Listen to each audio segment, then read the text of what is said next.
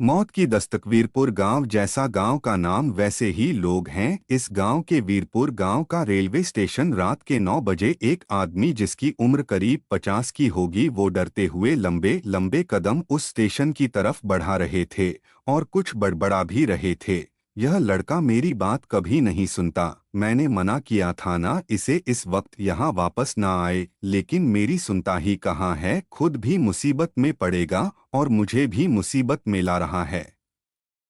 आजकल के बच्चे भी ना अपने बुजुर्गों की बात नहीं सुनते और मुसीबत में पड़ जाते हैं। ये कहते हुए वो उस रेलवे स्टेशन के बहुत करीब पहुंच चुके थे। वहां आसपास बिल्कुल सन्नाटा था, वहां एक चिड़िया तक नजर नहीं आ रही थी। वो आदमी वही रखी एक चेयर पर बैठ गए और वहां चारों तरफ देखने लगे। जहां उनके कानों में ट्रेन आने की आवाज आई और वहां की जगह भी हिलने लगी। कुछ ही देर में ट्रेन स्टेशन पर आके रुकी और वहां चार लोग उतरे, जिन्हें देख वो आदमी भागते हुए उनके पास गया और अपनी सांसों को साधते हुए बोला, चलो यहाँ से चलो चलो, हम घर चल के बात। का उन्हें इतना डरा और घबराया हुआ देख वही खड़ा उन्हीं का उम्र का आदमी बोला, तुम इतना क्यों डर रहे हो? वो 10 बजे के पहले नहीं आती है और अभी हमारे पास पूरे 20 मिनट है यहाँ से जाने के। उनके ये कहते ही वहां का मौसम अचानक ही बदल गया और आसमान को कल और खतरनाक बादलों ने ढक लिया। काफी तेजी के साथ हवा चलने लगी। एकदम अचानक यूं मौसम का रुख बदलते देखा वह सब के सब डर गए और वहां से जाने लगे।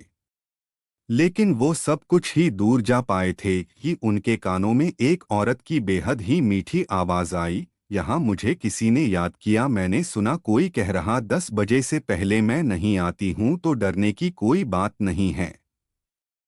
इतना कह वो जोर जोर से हंसने लगी। उसकी हंसी की गूंज उस सुमसाम बड़े पूरे रेलवे स्टेशन पर फैल चुकी थी और वह आप बहुत ही डरावनी आवाज में वहां चारों तरफ गूंज रही थी, जिसे सुन उन पांचों की जान उनके गले में अटक गई। यहाँ तक कि वो सब बहुत कोशिश करने के बाद भी अपनी जगह से हिल भी नहीं पा रहे थे। वो सब डरी सेमी नजरों से वहां चारों तरफ देखने के अलावा कुछ भी नहीं कर सकते थे। तभी वहां एक आसमान से औरत आई जिसने घूंघट कर रखा था। उसके बाल बहुत ही लंबे और गाने तेजो जमीन को छू रहे थे। उनसे उसने एक बहुत ही लंबी चोटी बना रखी थी जो हवा में लहरा रही थी। वह एक काले रंग के जोड़े में थी। उसके वहां आते ही वह हवा अचानक ही रुक गई थी। वह अपनी हंसी को कंट्रोल करते हुए बोली, मुझे बुलाकर तुम सब कहाँ भागे जा रहे थे?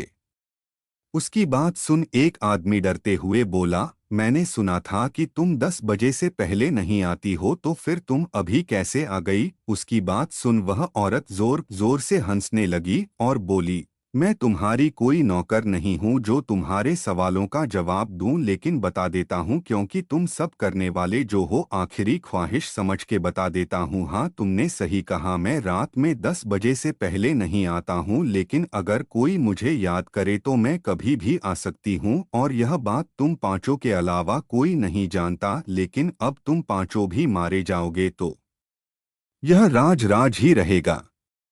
इतना कह वो फिर से जोर जोर से हंसने लगी। उसकी हंसी धीरे धीरे बेहद डरावनी और खतरनाक हो रही थी। वह पांचों बहुत ही डरे और समय खड़े थे। वह शायद खड़े होने के अलावा कुछ कर भी नहीं सकते थे। उसे औरत ने अपना हाथ आगे किया और देखते ही देखे उसका हाथ इतना लंबा हो गया कि उसने वही दूर से एक आदमी को अपने पास खींच लिया और उसे जमीन पर जोर से पटक दिया, जिससे उसे आदमी के मुंह से एक दर्द भरी चीख निकल गई जो उस खाली और अंधेरे में डूबे रेलवे स्टेशन पर गूंज उठी। और देखते ही देखते उस औरत ने उस आदमी के कई सारे छोटे छोटे टुकड़े कर दिए। ऐसे ही एक एक कर उसने उन चारों को भी मौत के घाट उतार दिया और जोर जोर से हंसते बोली, मैं इस गांव में किसी को भी नहीं छोड़ूंगी, नहीं छोड़ूंगी मैं किसी को भी। सबको मरना होगा, सबको मरना ही होगा, कोई नहीं बचेगा, कोई भी नहीं बचेगा, सबको मार डालूंगी, सबको मार डालूंगी। यह कहते कहते हो वहां से गायब हो गई। उसके वहां से जाते ही वहां का मौसम और माहौल बिल्कुल पहले जैसा हो गया, लेकिन रेलवे स्टेशन पर चारों तरफ खून ही खून फैला था। ये रात बीत गई हुआ सवेरा। सुबह का वक्त वीरपुर गांव दिखने में बेहद खूबसूरत था। गांव के हरियाली और उसके पास ही बहती वो नदी, उस नदी के पास एक घर था जो दिखने में बेहद ही अजीब था, लेकिन कोई भी ज्यादा उस घर पर ध्यान नहीं देता था। उस गांव के बीचों बीच एक बहुत विशाल नीम का पेड़ था, जहां उस गांव का हर एक फैसला लिया जाता। उससे ही कुछ दूरी पर एक बहुत ही बड़ा और आलीशान घर था, जो कि इस गांव के मुखिया मोहन लाल का था। क्या होगा आगे जानने के लिए बने रहे हमारे साथ और सुनते रहिए रूप की रानी, सिर्फ और सिर्फ YouTube channel the horror story पर।